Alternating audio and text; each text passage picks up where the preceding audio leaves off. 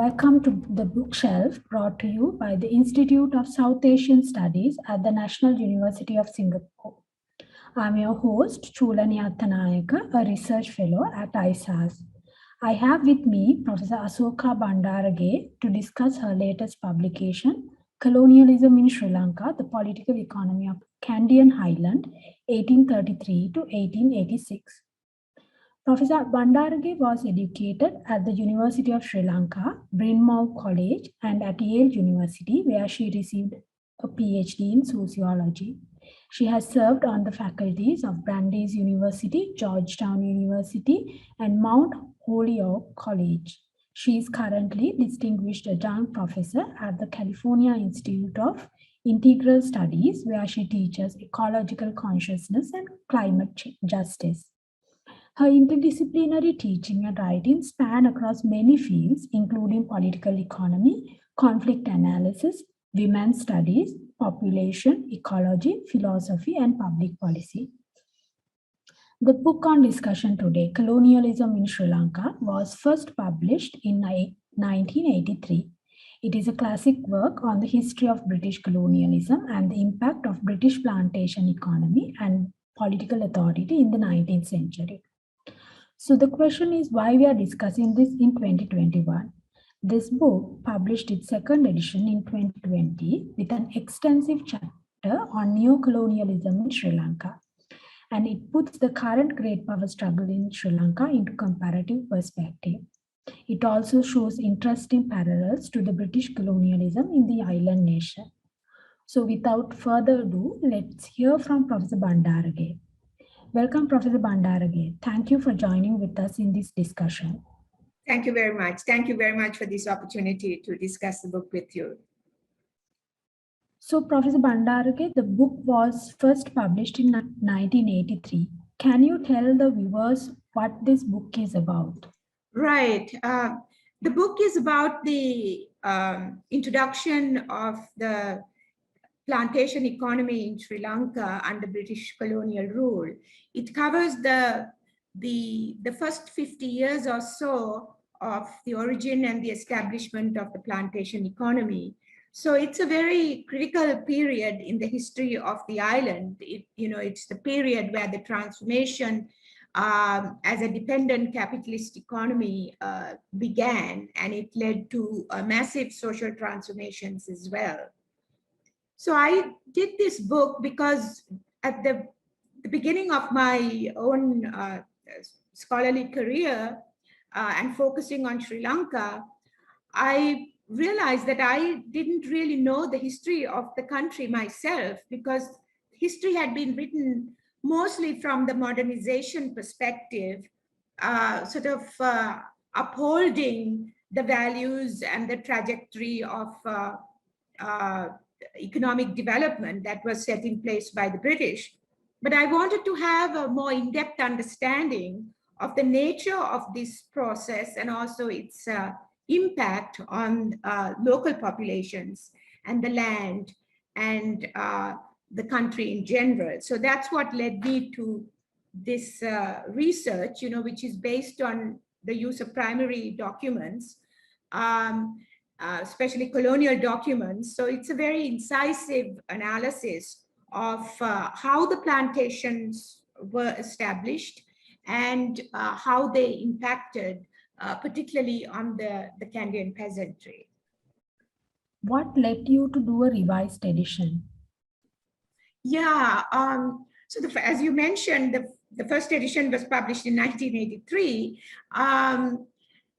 There was a Sri Lankan edition published in 1985 by Lake House Publishers. Then there was a Stamford Lake Publishers issued both an English and a Sinhala translation in 2005, I believe. But all those editions are now out of print. So the book is really not available to either the Sri Lankan audience or the global readership. And given its value in understanding current developments, colleagues encouraged me to help bring out this second edition.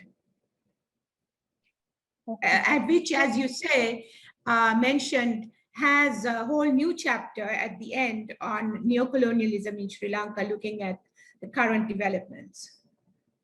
So, Professor Bandarage, one of the main aspects you discuss in this book is about administrative and institutional changes during the British rule. How this changed the pre-colonial economic and social order in Sri Lanka, and what are the significant impacts of this transformation on Sri Lanka's economy, politics, and society?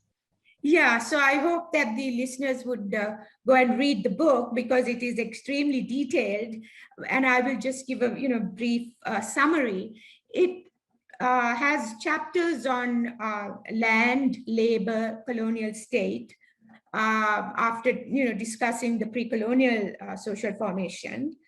I spent a lot of time looking at how land was obtained, how private property rights were introduced, particularly vis-a-vis the highlands, which peasantry used for their highland, what was called Swidden or Chainer cultivation. And they had customary rights to these lands, but they could not really prove ownership.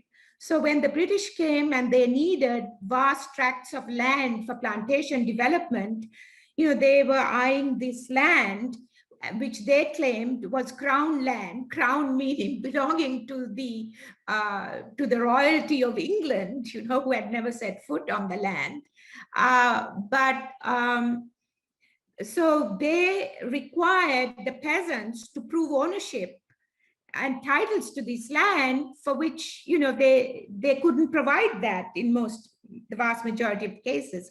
So there was a ordinance called the Crown Lands Encroachment Ordinance of 1840, which I discuss in great detail, and how that was used to expropriate land from the peasantry and then also sell it at very minimal, really for a pittance, to mostly British planters for the development of the plantation economy. And then over time, how the peasantry became a landless peasantry, particularly with the introduction of private property rights, as well as the commoditization of land.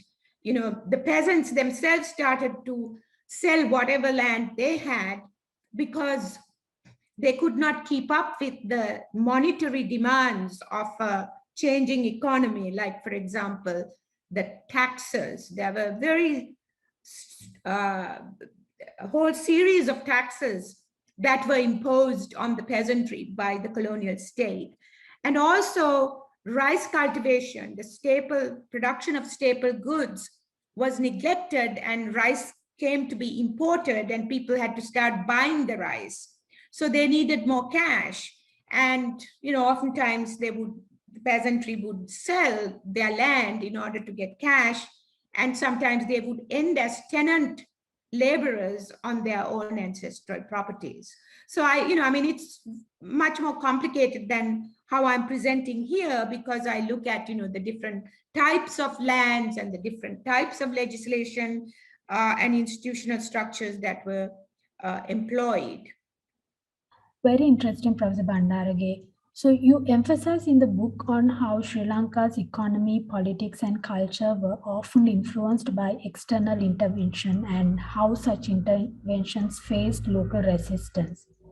What are the parallels you see between the British colonial period and today's context in this regard? Yeah, there are a lot of parallels, because what we have going on today is a continuation of that same process of global capitalist development, the introduction of transnational corporations into the local context, because these plantations were, mostly British plantations, and they were transnational. I think that from the beginning, there was also resistance. There was resistance to the imposition of British rule. There was resistance to imposition of plantations, particularly by the Kandyan peasantry, that did not want to become a permanent labor force on the plantations. They wanted to carry on in their customary fashion, having access to land and engaged in their own cultivation rather than producing cash crops for export. So there was, for example, in 1848, there was a rebellion against British rule, which was also was caused because of very severe taxation on the peasantry, to the extent that the peasantry couldn't bear the burden of the taxes, and that also led to certain sort of nationalist feelings of certain leadership emerged to mobilize peasants. But these rebellions, not only the 1848 rebellion, but the 1818 rebellion at the very beginning of the British rule in the Kandyan Kingdom, was put down very harshly. I mean, the 1818 rebellion was put down through a scorched earth policy, like in certain areas in the Uva Velasa region, entire villages were burned and large numbers of people, including certain local aristocracy who supported the national rebellion, were killed. So there was a heavy cost paid, which is oftentimes neglected in mainstream discussions of British colonial rule. So, as I said, this is a continuation of a pattern, but we are entering a new historical juncture. We have entered a new historical juncture in this process of global capitalist development. What I study in the book, the much of the book, is that original phase of the imposition. But now we are entering a new phase. So although Sri Lanka is nominally independent, we have what has been called flag independence, like many other ex-colonial countries. Increasingly, the natural resources, the ports, the mineral resources, etc., are being controlled by external forces, because there is intense global competition now between these emerging powers for the control of what is left of the global natural resources, especially minerals and land. So there is a kind of a land grab that is going on, which needs to be seen in the context of corporate development. So, for example, the World Economic Forum says we are now entering a new age of the post-pandemic global reset. And when they envisage this new world, they see a digitalized society. It is connected digitally. People don't possess anything. People don't own anything. So if people don't own anything, who owns the resources? It's these corporations and a handful of people who represent corporate interests. So there's incredible inequality now and dispossession of the vast majority of people. So what is happening in Sri Lanka is actually what is happening all over the world, but we are looking at the particular dimensions of the Sri Lankan experience, which is even more complex because of Sri Lanka's strategic location in the heart of the Indian Ocean, in perhaps the busiest maritime trade route, the East-West trade route. So that which should be a blessing for Sri Lanka, in a way, has become a curse, because all these external powers want to control the strategic place with these natural harbor, like in Trincomalee, and also Hambantota, which is a very important harbor, and Colombo, which is one of the busiest harbors in the world. And also ilmenite, titanium, mineral sands of other kinds. So there are lots of natural resources. There's a strategic position. So China has incorporated Sri Lanka into the BRI, the Belt Road Initiative. As we know, they have a 99-year lease on the Hambantota port. They've built this port city in Colombo. And various other projects like the hybrid energy projects in some islands of Jaffna. Then India has control over the oil tank farm in Trincomalee, also the western terminal of the Colombo port.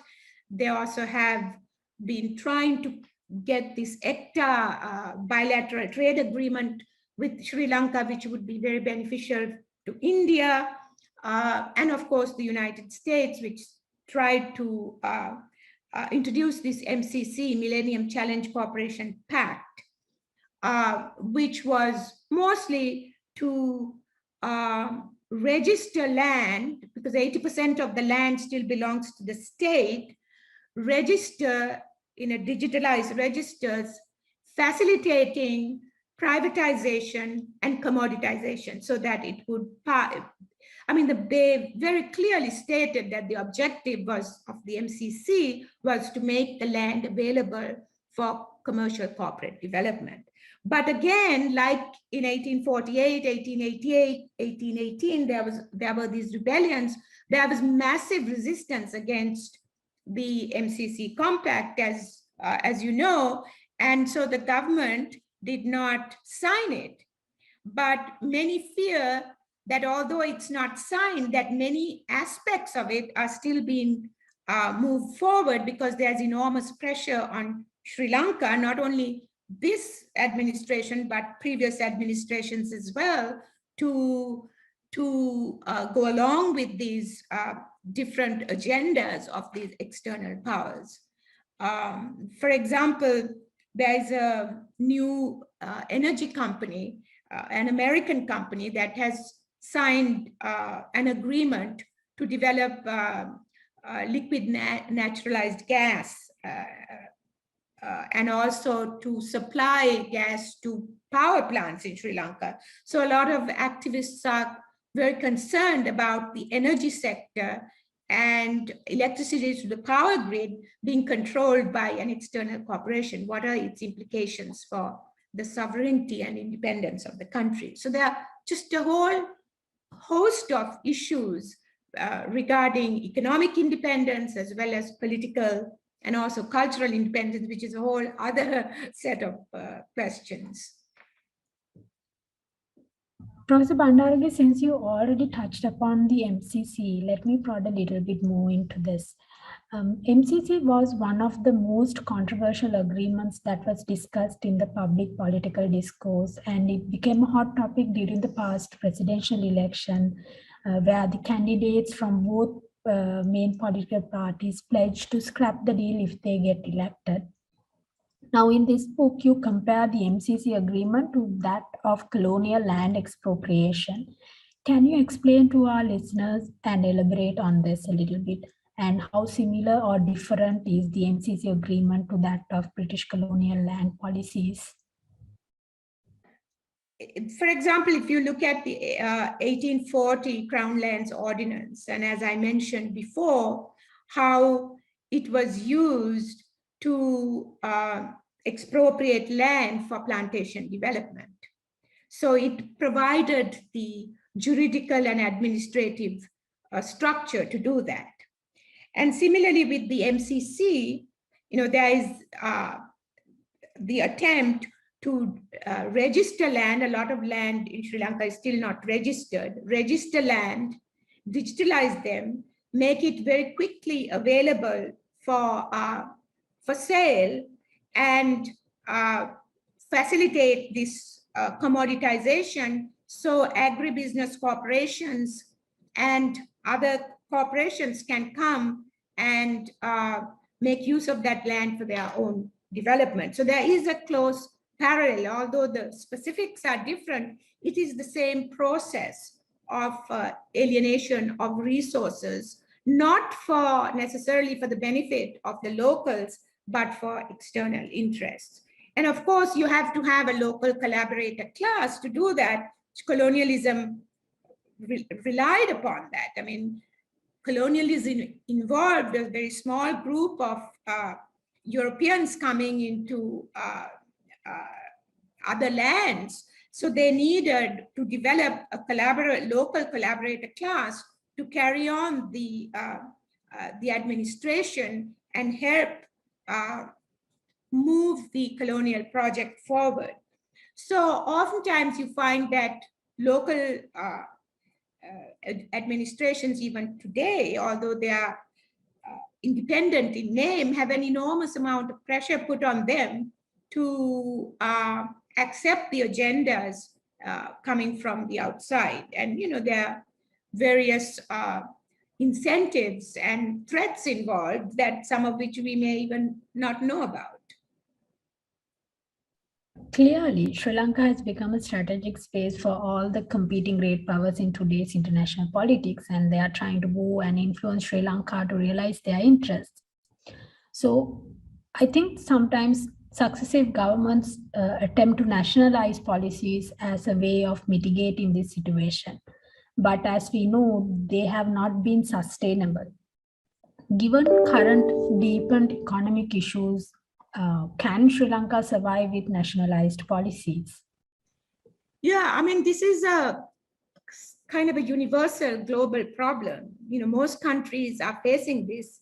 It's become almost impossible to move on an independent path of socioeconomic development, because all countries and all regions are integrated into this one world economy, which is driven by profit, which is committed to sort of fast-paced growth, large-scale infrastructure, which oftentimes does not benefit the majority of the people. It disrupts local society, communities, cultures, and even most importantly, it disrupts ecology, the environment.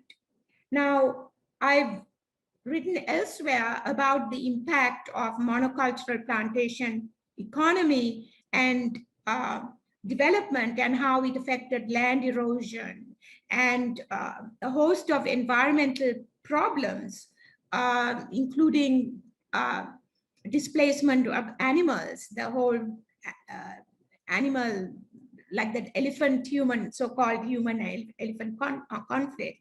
So I think that it's very difficult for a country like Sri Lanka to go on a path of its own without sort of partnership with other countries in similar situations. So it is unfortunate that the non-alignment movement of the early post-independence era is almost non-existent, because that was not just a movement for neutrality from the Cold War, but it was also a movement for economic independence and for countries to go on their own economic models of economic development, like some in African socialism, and so many different terminologies were used. So I think it's really important to have a more collective approach to work with other countries and to strengthen sort of the Southern partnerships. And even more importantly, I think it's